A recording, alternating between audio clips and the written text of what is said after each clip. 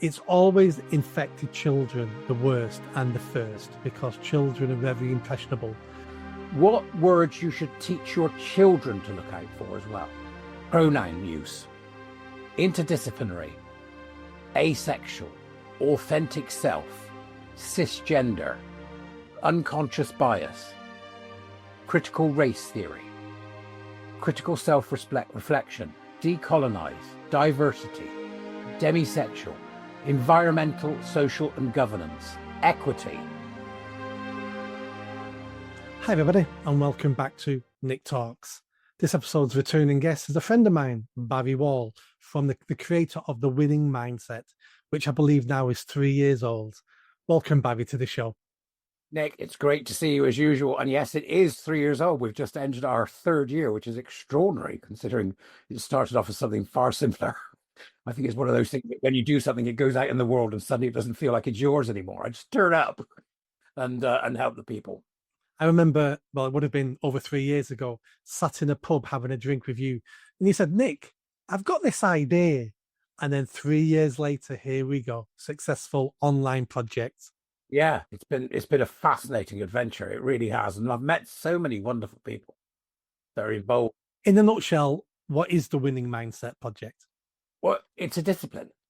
It took me a while to realize what it was, and I think you know this because I've mentioned it to you before. It was people say, well, what is it about? What's it about? And I'm like, well, actually, it's quite difficult to explain, but it's a discipline where you study various things with the idea being that you hone your skills at being able to alert people to the dangers of woke, gender, race, whatever it may be, and to promote critical thinking, to learn how to question correctly, to look at the history of what got us where we are, and to tell good stories. So it's about telling good stories and good use of interpersonal skills and personal skills. So you've got to manage yourself as well. So it's all in there. It's all in there right from the beginning. But I do it using books, films, videos, all sorts of different things. And we had our first conference last October, which a mutual friend of ours, Claire Fox, came to, which was tremendous. I mean, she's always tremendous on her feet, Claire Fox. So that was very great for her to meet some of them as well. And they were all excited by that.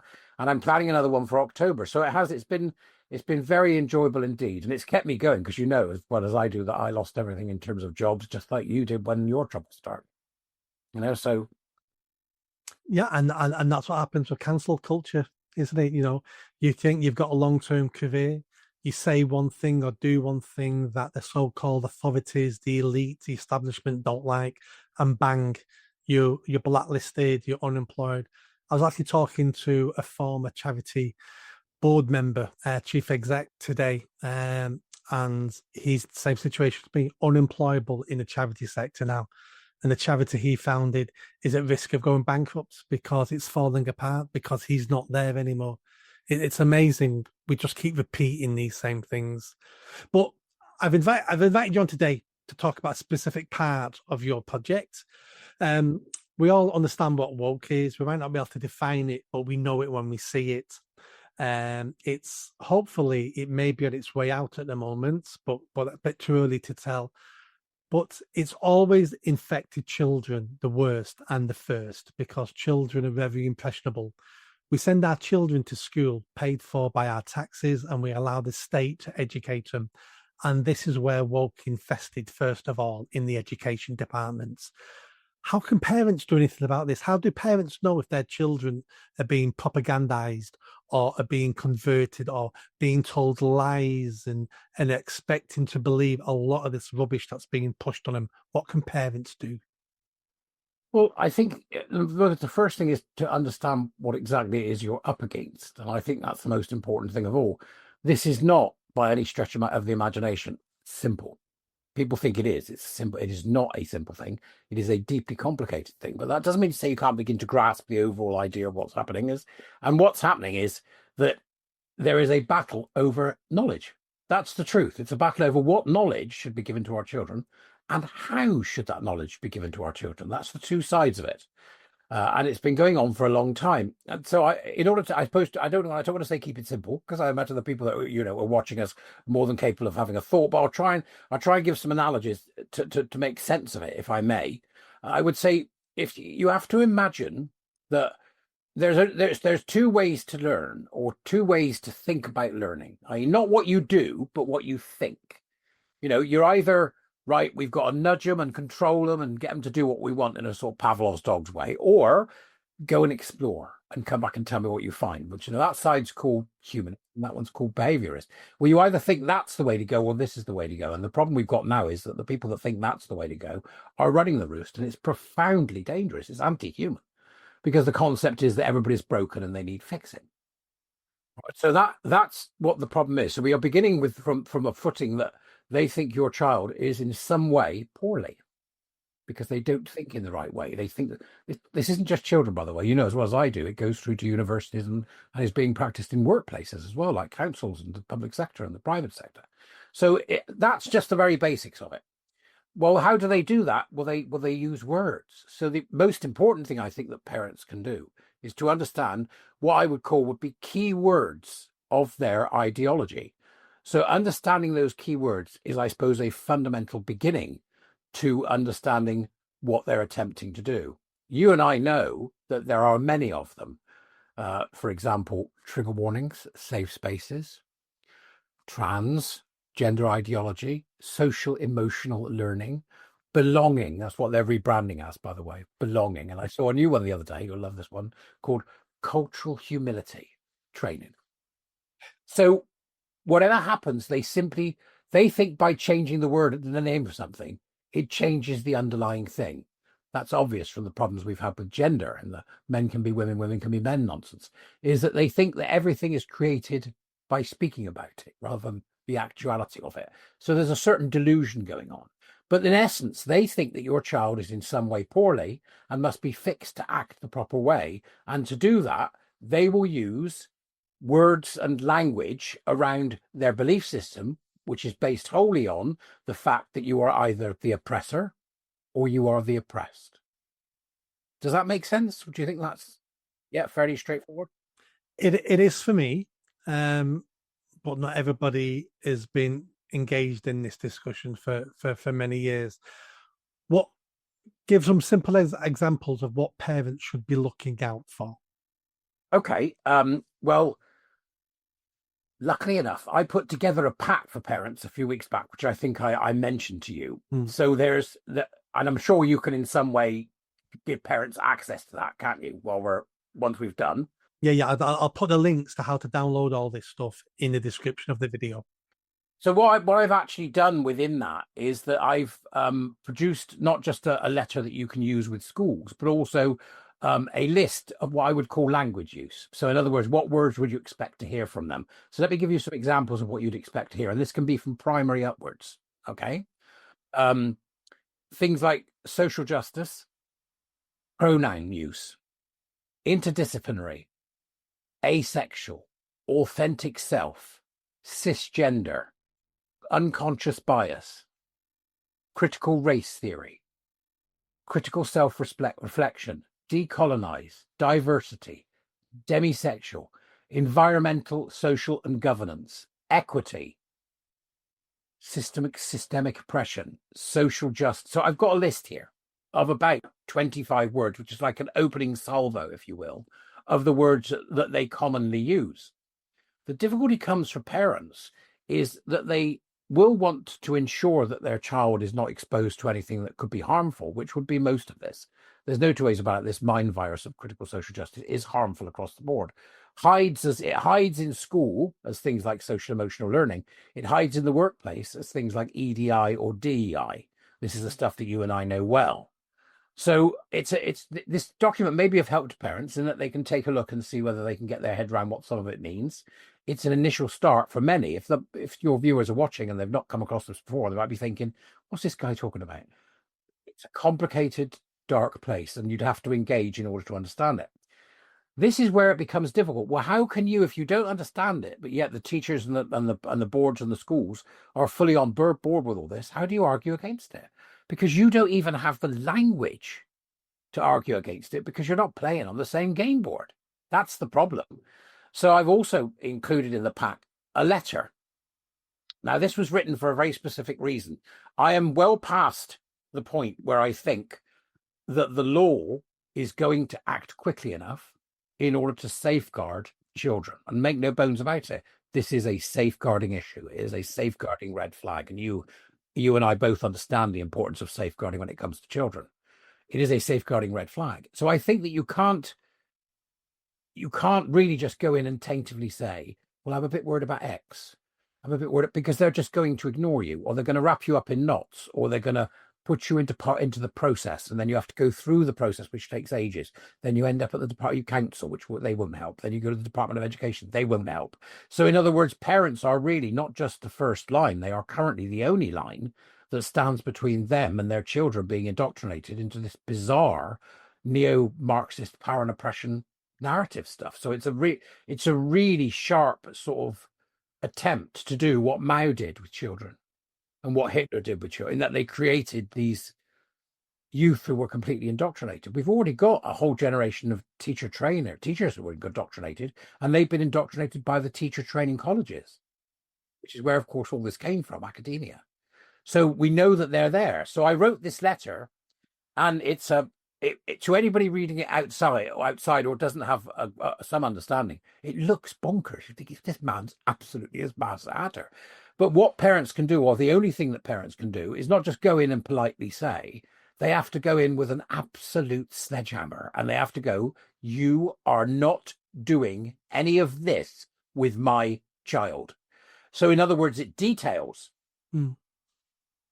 precisely what will take in this entire framework, and essentially says to the head, because you send it to the head as well as the board, you will not do any of this with my child. At which point they've got to explain to you if there's any of it in the curriculum. They've got to explain to you. So we're not saying I don't want to do X, I don't want to do Y. We're actually saying you are not using this theory's language, this ideology's language on my child, nor are you using the world view that it carries on my child, the worldview of power and oppression, white man bad, black man good, trans women, all the rubbish that we know woke is. So that's why I think it's an important letter. From the parent's perspective, it's not like the parent can do very much other than just drop the hammer and then perhaps ensure that a number of other parents in the school drop the same hammer, saying, you ain't getting away with this, you are not doing this. That would be a way to what I would call disrupt. It is an activist letter. It is not a letter concerned with the law. It is not a letter concerned with procedure. It is a letter concerned with throwing essentially a bomb into this nest of vipers and attempting to blow it up. That's where we're at. Do you want me to give you an example? Yes, please. Right. So let me just give you, I'll give you a brief bit from the letter then to give you some idea. So the letter begins being offered to the head, and I've comically put in the pack in the template, to the head and board of St. Trinians. I thought that'll start us off all right. I wish to be specific as to what I consider political, ideological, and belief-based systems of indoctrination practice that are a safeguarding risk. I've then put postmodernism, social constructionism, and begun to break that down. Now, parents will go, I don't know what that is. It doesn't matter. They certainly do. Okay. And then I go down even further and I say, you will not tolerate my child being encouraged to take part in any of the following political activities by speech, deed, or action.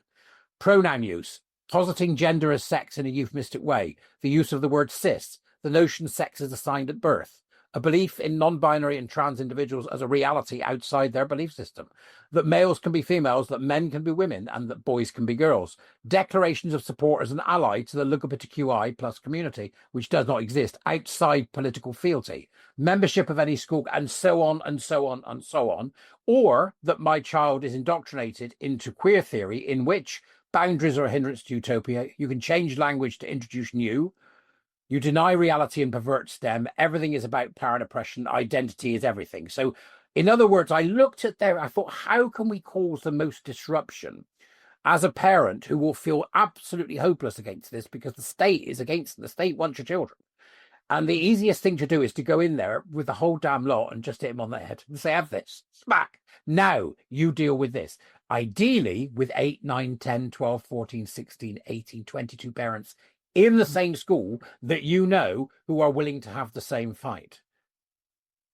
Yeah, that makes sense. And I agree with the point of the letter will deliver a bigger blow if there's more than one person sending that letter in. Because the school have a duty to respond to parents. It could end up going to the board. There'll be meetings over this. They have to get back to you. And it's easier to get back to one parent and write them off as a trouble causer, a nutcase, don't know what they're talking about, than it is if you have 24 parents all sending in the same letter and demanding this regarding their children. That'll have a much bigger impact. So once the parents have sent this in, what are the possible outcomes of sending that letter in?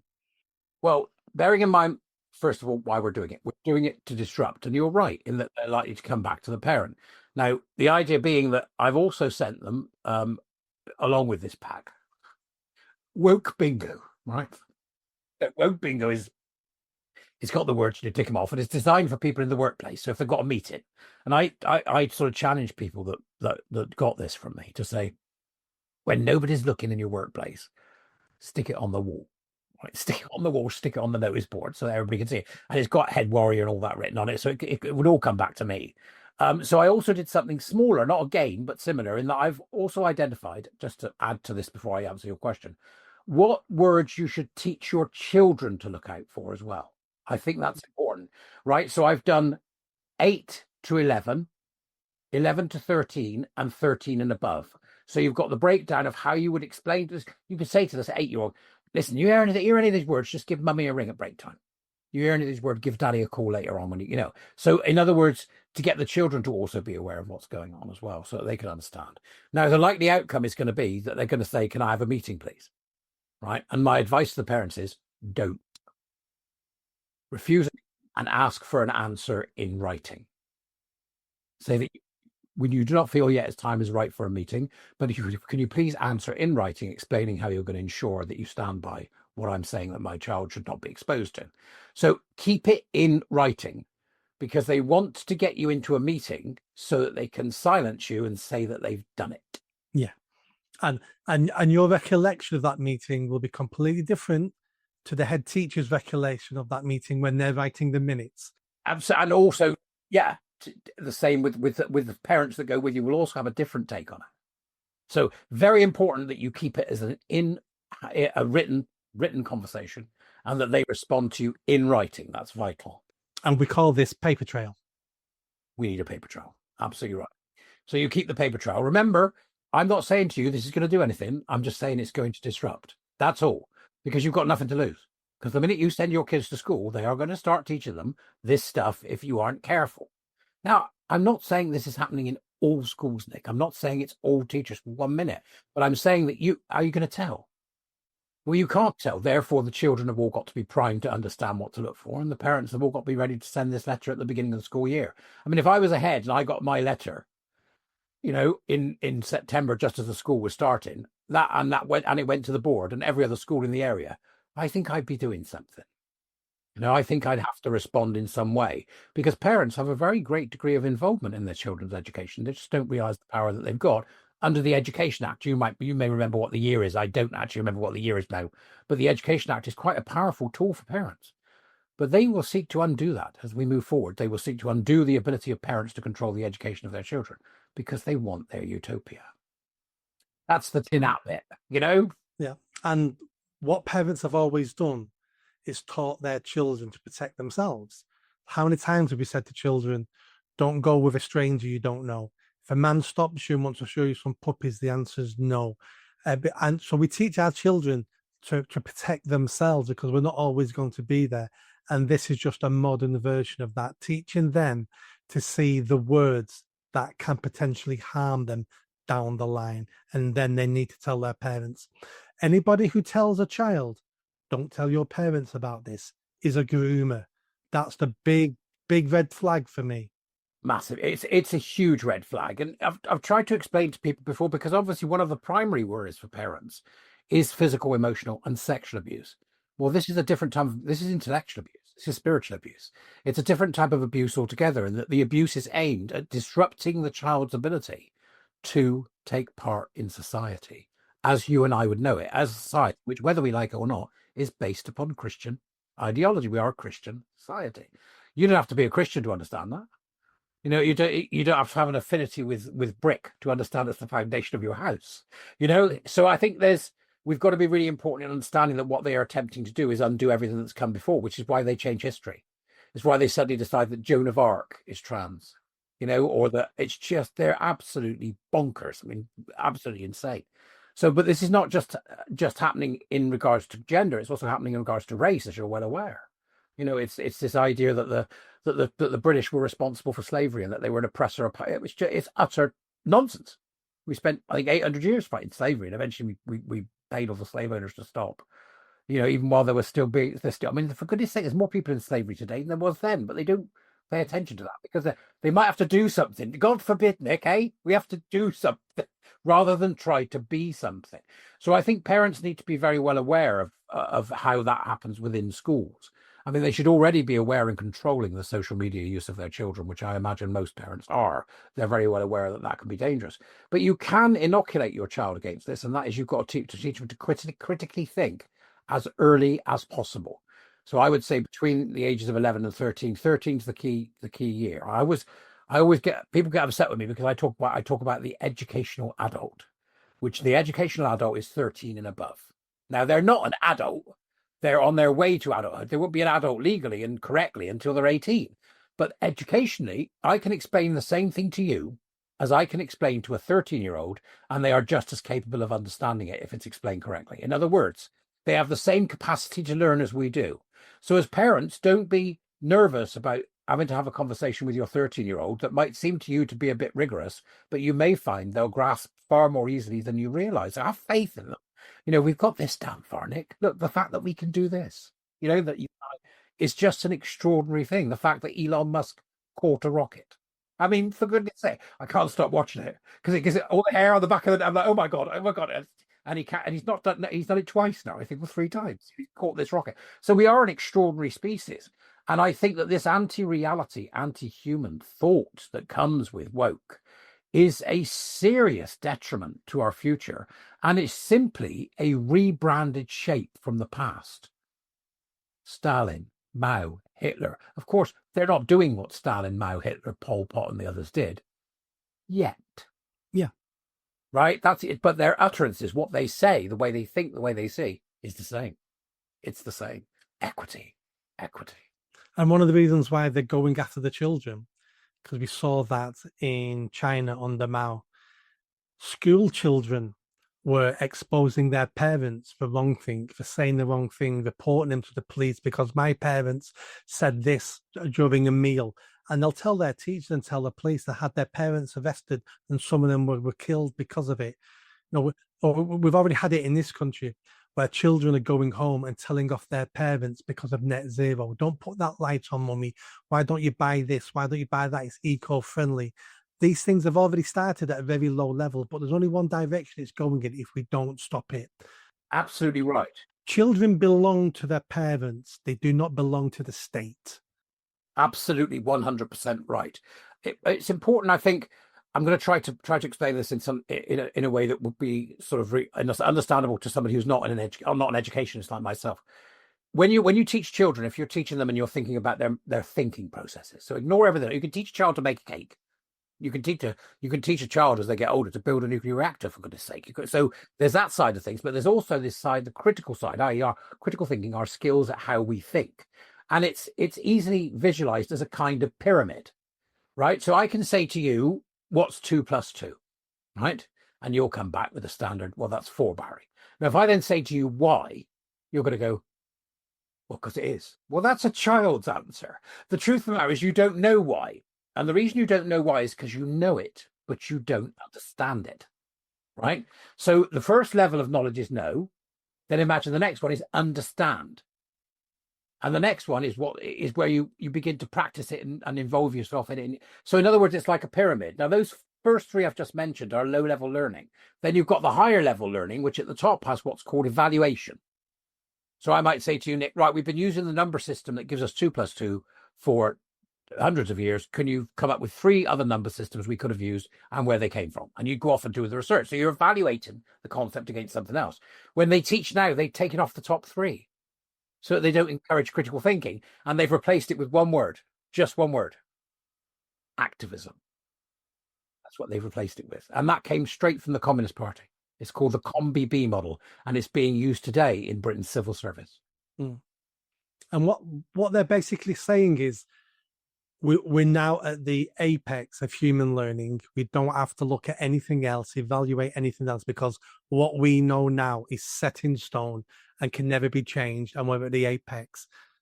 Every intelligent person throughout the history of time has always been proven to be wrong later on, because everything we know today will be proven wrong 100 years from now, 1,000, maybe next week, that soon, because we're always learning new stuff. You know, we looked at the atom 50 years ago and we thought the atom was the smallest thing in the universe until someone broke it into and went, oh, what's all this crap inside? And then we learned something new. Absolutely. It's like I was absolutely amazed. It's strange, actually, that you should mention that, because I was doing some work with the Warrior Teachers the other day about the Genome Project, which was where we all got together to break down the human gene and to discover the makeup of DNA, the chromosomal makeup. And that started many, many years ago. And I found a copy of the original advert that they put in the newspaper. People wanted to help with it. And lo and behold, yesterday, this chap appeared up on my Twitter profile, because I've been reading about it and writing about it. And he was one of the original men that was on the project. And I think, I love the algorithm. People go, the algorithm's not showing me the right things. I'm like, well, you're not looking, right? I mean, how lovely is that? That suddenly there's this guy who was, I can go direct to him and say, this is fantastic. Thank you so much. I'm like teaching this in the program. And he'd come back and say, well, tell me more. Or he can say, thank you very much. And off he goes. But the fact that our technology allows us to now do that means that when we stymie, when we stop, when we cease going above those base levels, know, understand, use, which is pure indoctrination without the other ones at the top, you stop people from being curious. The kids won't get curious. You have the equity of mundanity. They're used to being fed. We years ago would have called it mushroom syndrome. Do you remember? They keep us in the dark and feed us bush. Yeah. Right? So we'd have called it mushroom syndrome. It's incredibly dangerous at a time when we need people to be learning all the time and more curious than they've ever been, which is what the winning mindset, Warrior Teacher Program is all about. It's all about critical thinking. I've just had a session this morning, month 2, with a new group. So we've analysed a film this month. As you know, one of my favourites, Harold and Maude, which illustrates perfectly the beginnings of neoliberalism. It's right there in the film. It's coded into this 1970s movie. And they all go off afterwards going, okay, my mind's blown. Because people of our age, and most of the Warrior Teachers are sort of our age, they don't have the media literacy the young do. The young don't tend to be well read, but they're certainly well watched. And I think, so that's a really positive thing, because you can tell stories around that, which is good news. So I think that overall, we have an enormous amount to be positive about if parents can wake up and understand that with the technology we've got now and the ability to encourage young people to be curious and children to be curious, school should be having less of a handle in our children's upbringing, not more. When in fact, we've got a government that is going in exactly the opposite direction. Very controlled. You know the new curriculum rewrites coming up, don't you? Have you seen who's doing it? Oh, that communist woman. I can't remember her name. I mean, they've got. It's not Susan Mitchie. No, it's not. But they've got a critical race theorist, a decolonizer, all in there. And I think it's very telling. And if parents want to know that there's something up, there's one very simple event that should really inform you that there is. And that was the fact that there was a disastrous meeting between this education woman, whatever her name is, and Catherine. Catherine Birbal Singh, yeah. Why isn't this person going to Catherine Birbal Singh and saying, right, how did you do it? Give me a template. Here's £500,000. Get every other school in the country like it. What, isn't that what you do? It's what I do. That's what I would do, but they don't want success at the cost of that ideology. No, they don't. Yeah, and hence why the Labour government attacked the private schools with that. It wasn't about raising money. It wasn't about any of that. It was about punishing people who were trying to get a better education for their children. If the state education's crap, and it is, then do you know what? It's fair that everyone has a crap education. Absolutely, yeah, that's it. It's what is it? It's like low expectations, all around. Yeah, there was a lovely story that Peter Ustinov told. I can't remember if I've told you this before. Maybe we've done this before, but I'll do it again. About a guy who was working at Sandringham, where the military place. And lots of the students were failing their exams because he was marking the exams and he was a particularly strict guy. some kind of brigadier or something, you know. And when they went to him and they asked him about a particular student, his response was, he sets himself extremely low standards, which unfortunately he fails to live up to. Which I thought was wonderful, except now the state's doing it, not the kid. So I think that we really have to understand that the fact that she wouldn't meet with Catherine Birbalsingh, and when she did, it was a disaster, is unbelievably telling. They're not interested in your children's education. They're interested in their utopian indoctrination. And if you want to grapple with that, first off, have a look at the letter I've written and try and understand it. Perhaps engage with some of the other stuff on my YouTube or on my Substack, or better still, come be a warrior teacher, because that's where the fun is. That's where the fun is. Right, I'll put all that in the description of the video. So the letter and the information we've talked about today is free to access. So the links will be in the description. Your contact for Twitter and stuff like that, website will be there, and the link to your online program. And there's a small cost to that, but there's a link there for people to check out, and then they can decide if they want to join and be a member. They can always message me on Twitter. Yeah, absolutely. And for people watching, if you've got children, go look at the free stuff now. Go look at those links. Go look at what Bobby's talking about, because this is about you protecting your children now and into the future. It's going to cost you nothing apart from half an hour of your time. Go have a look. Bobby, anything you want to say before we go? Keep going, everyone. All right. I know it seems dark, but it's darkest before dawn. Remember that. Yeah. And I can see the light at the end of the tunnel. You know, the change in Europe, the change in America. This Labour government won't change, but I don't think they're going to last a full term. And we'll see what comes after that. And change is coming. I can smell it in the air. Yeah, I think we've also got to remember, for example, Trump passed those executive orders about gender and woke and critical, and they were brilliantly written. They are a work of art, right? They're brilliantly written. But the change in the culture, the change in the public sphere is going to take ordinary men and women to do that. It won't just happen. You know, we've got to stand up. We've got to no to DEI, no to EDI, no to any of this woke nonsense in schools, in workplaces, because it's us that's going to change it, not anybody else. One person at a time, as the warrior teachers say. Yep, one person at a time. Then there's one less problem in the world, then, isn't there? You can just do one person at a time. Absolutely bloody right. Bobby, as always, great talking to you, and let's catch up again soon. Okay, thank you very much for your time, Nick, and thanks to your viewers for watching. Bye-bye.